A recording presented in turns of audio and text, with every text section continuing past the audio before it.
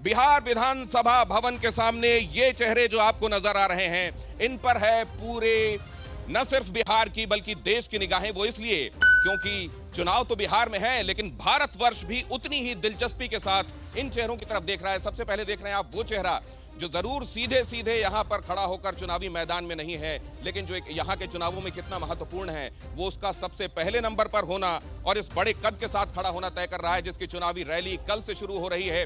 क्या होगा प्रधानमंत्री नरेंद्र मोदी के चुनावी कैंपेन में एंट्री के बाद, इस पर हम चर्चा करेंगे। और दूसरे नंबर पर आप देख रहे हैं नीतीश कुमार। नीतीश कुमार जाहिर है 15 साल, एक तरीके से ये उनकी उपलब्धि भी है, लेकिन यही उनका असेट, उनके लिए लायबिलिटी तो नहीं बन जाएगा एंटी इनकम्बेंसी के तौर पर। उनके किए हुए कामों के आधार पर क्या जनता वाकई उनके कहे अनुसार उनको एक बार फिर वोट करने जा रही है? उनके सामने कई समस्याएं हैं। मसलन एक वो 6% का वोट जिसको चिराग पासवान कह रहे हैं कि वो तो अपने साथ लेकर चले गए, भारतीय जनता पार्टी के साथ हैं लेकिन नीतीश के साथ नहीं। अगला आप देख रहे हैं उन्हीं चिराग पासवान को।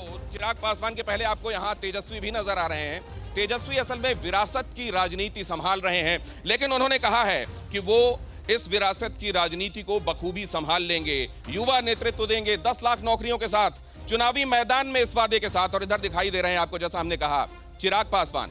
चिराग पासवान के आगे आप देखिए ये कुछ और चेहरे भी देख लीजिए जो यहाँ की सियासत में कभी ना कभी रेलेवेंट होते रहे हैं, बहुत रेलेवेंट होते रहे हैं और एक बार फिर कई बार रेलेवेंट दिखाई देते हैं। मसलन जीतन राम मांझी को आप देख रहे हैं।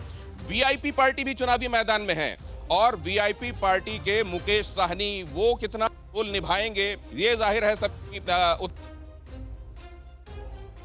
कुशवाहा वो क्या भूमिका निभा सकते हैं? आगे आप देख रहे हैं पप्पू यादव किसका जाप कर रहे हैं और क्या उनका जाप सफल होगा, तपस्या सफल होगी? और सबसे आखिर में ये आप पुष्पम प्रिया। पुष्पम प्रिया जो ये कह रही हैं कि प्लूरल्स की बात करने के लिए, नई बात करने के लिए इस बार वो पार्टी सामने आ रही है जो यहाँ की घुटी हुई राजनीति से, सियासत से लोगों को आजादी देगी।